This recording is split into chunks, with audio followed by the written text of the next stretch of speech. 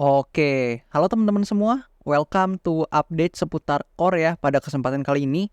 Dan di video kali ini analisa terkait core ini datang dari salah satu request kalian melalui traktir saya.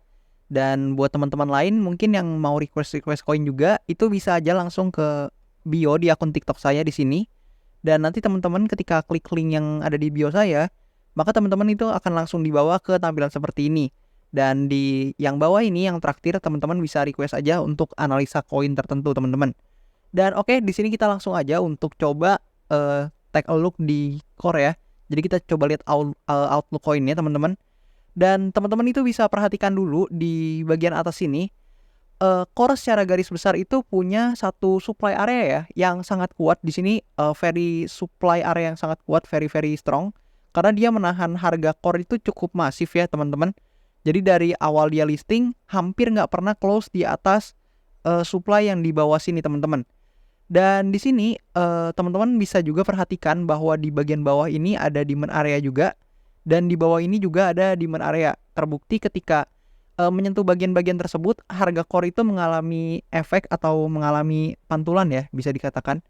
Dan buat teman-teman, kalau misalkan mau entry, sebenarnya ada beberapa titik teman-teman yang bagus di koin core ini. Jadi yang pertama tentunya di bagian bawah sini ya.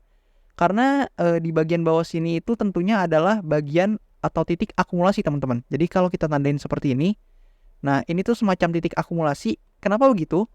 Jadi teman-teman itu bisa ngecek kalau misalkan di sini saya pakai uh, Anchor from profile. Kalau misalkan kita lihat dari sini aja, nah teman-teman bisa lihat bahwa di sini itu banyak banget teman-teman volume transaksi yang berlangsung.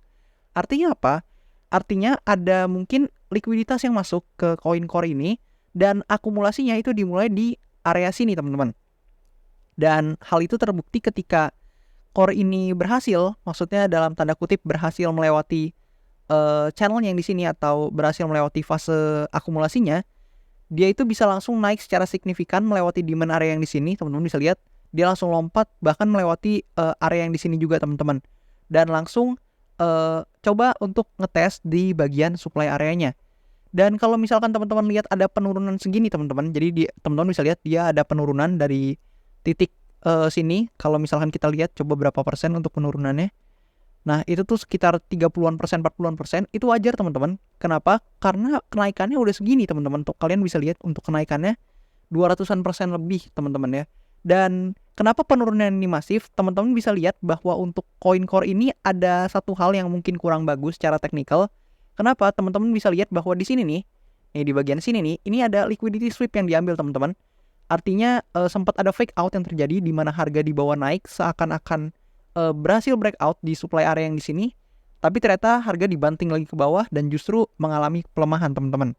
Dan di sini juga ada pengambilan likuiditas teman-teman sekali lagi. Jadi ini biasanya untuk ngambilin likuiditas beberapa orang yang menggunakan leverage berlebih atau over leverage. Dan ya karena pengambilan likuiditas tersebut harganya menjadi kayak gini teman-teman. Jadi agak cenderung lebih volatil gitu. Nah buat teman-teman yang mungkin berencana akumulasi core ini, teman-teman itu bisa perhatikan beberapa hal ya. Jadi yang pertama karena yang di sini udah lewat, jadi nggak apa-apa teman-teman bisa perhatikan aja yang dua area ini teman-teman.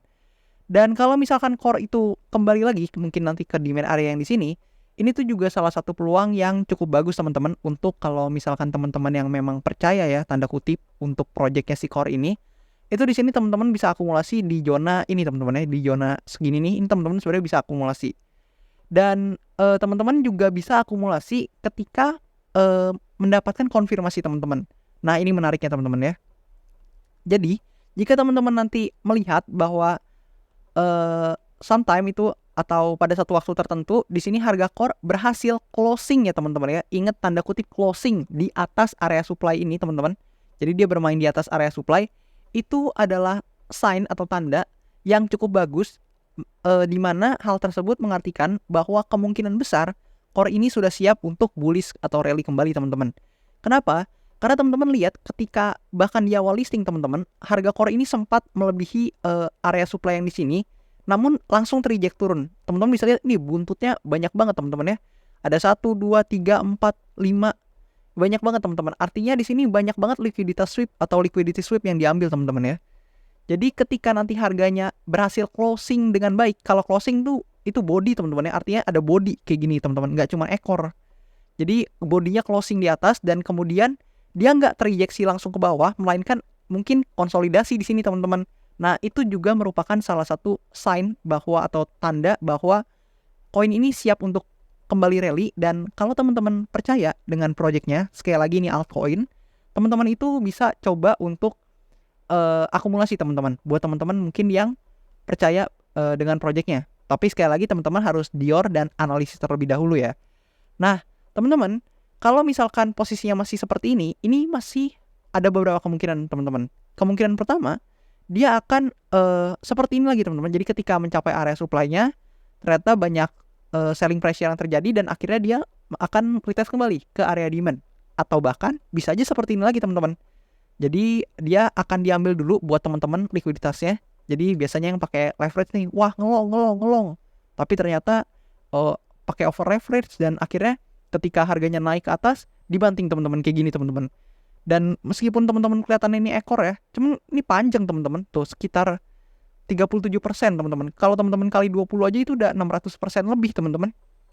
Jadi ya teman-teman perhatikan aja, mungkin kalau misalkan yang pakai futures juga harus hati-hati karena banyak banget nih momen liquidity sweep seperti ini di coin core ini terutama teman-teman.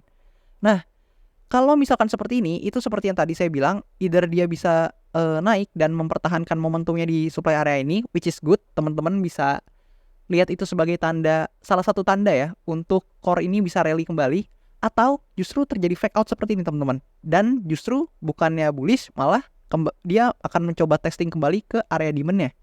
Nah, bisa juga teman-teman, di sini dia akan langsung turun lagi ke area demand-nya untuk coba kayak bahasanya ngisi tenaga lagi teman-teman di area demand ini, dan nanti baru perlahan naik teman-teman ya. Tapi so far untuk core ini sendiri masih belum bisa dikatakan bullish banget teman-teman. Kenapa? Karena dia belum bisa melewati yang supply area ini teman-teman ya. Seperti yang tadi saya bilang, kepalanya tuh di sini. Poinnya tuh di sini teman-teman. Ketika dia bisa melewati supply area yang di sini dengan body teman-teman, maka itu baru bisa dikatakan sign-nya bahwa core ini bisa kembali lagi untuk bullish teman-teman ya. Jadi kalau teman-teman mau akumulasi, mungkin ada baiknya teman-teman bisa ambil yang di dekat sini nanti apabila memang kejadian untuk core ini retesting kembali ke demand areanya. Atau justru teman-teman kalau menurut saya lebih baik teman-teman buy-nya tuh kalau misalkan berencana untuk akumulasi itu tunggu konfirmasi teman-teman. Kenapa? Karena lebih baik teman-teman itu punya konfirmasi bahwa oh harganya memang sudah di atas nih. Sudah reclaim supply areanya dan kemungkinan bersiap lagi untuk naik.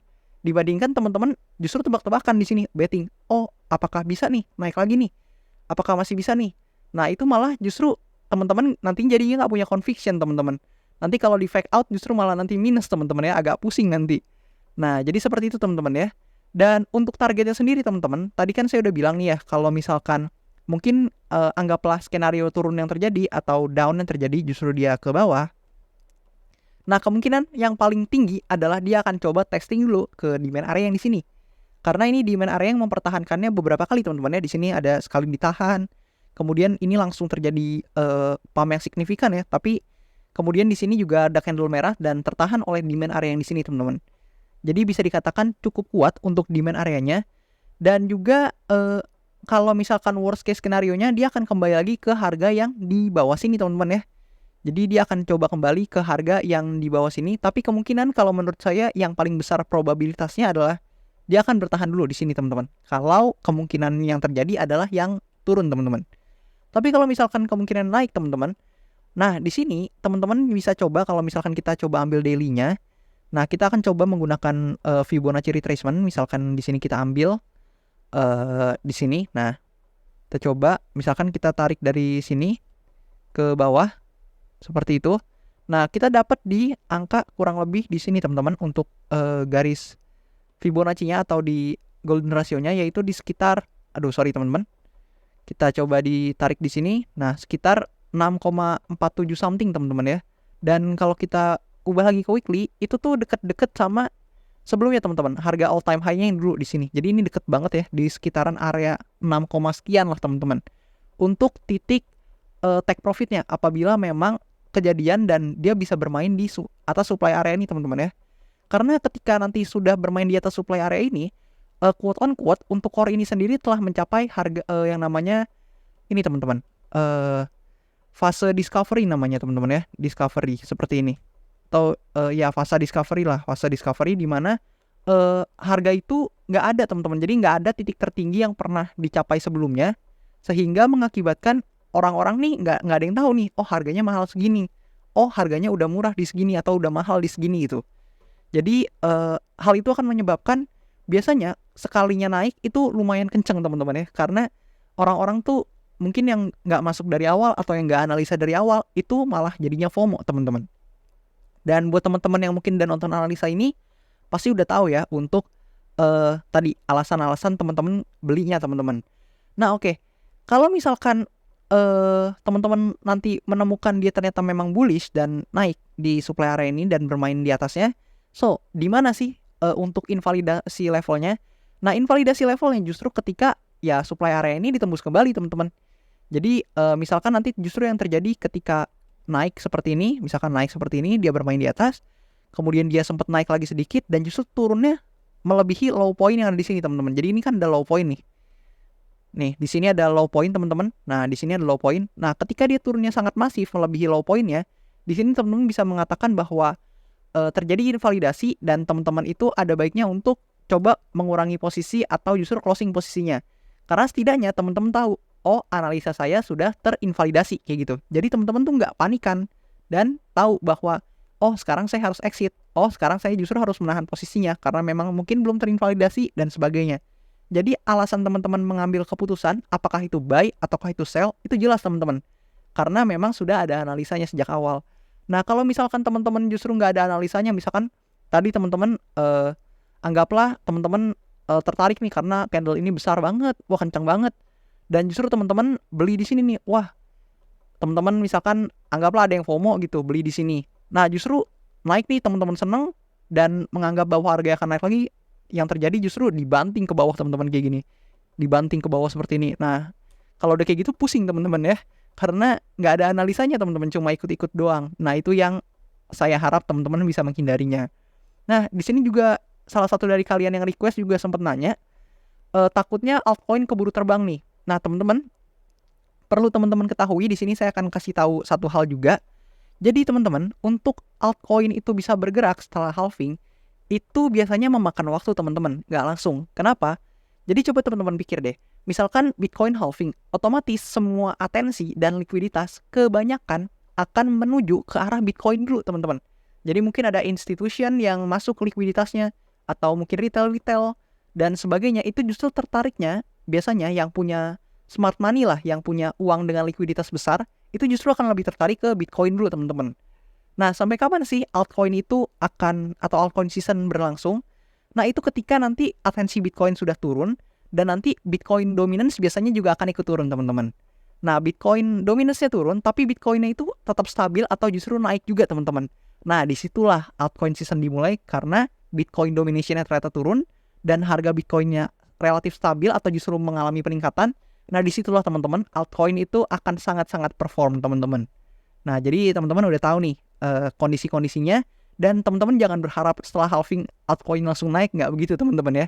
Jadi likuiditas akan biasanya ke Bitcoin dulu, baru setelah itu perlahan setelah atensinya dari Bitcoin itu berpindah ke altcoin, di situ baru altcoin season akan dimulai kayak gitu teman-teman.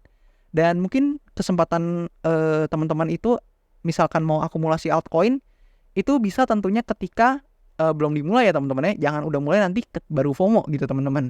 Tapi yang mau saya deliver sampaikan itu cuman yang tadi, jadi nggak akan langsung altcoin season. Jadi teman-teman santai aja, jangan terlalu cepet-cepet ambil keputusan, analisa yang bener, analisa yang valid. Jadi apapun keputusan yang nanti teman-teman ambil, baik itu salah maupun bener, teman-teman tahu cara exitnya gimana. Nah oke, mungkin kayak gitu aja teman-teman informasi yang bisa saya deliver pada kesempatan kali ini. Thank you banget buat teman-teman juga yang udah request analisa koinnya dan sebagainya. Dan sampai jumpa di video analisis selanjutnya. Thank you teman-teman.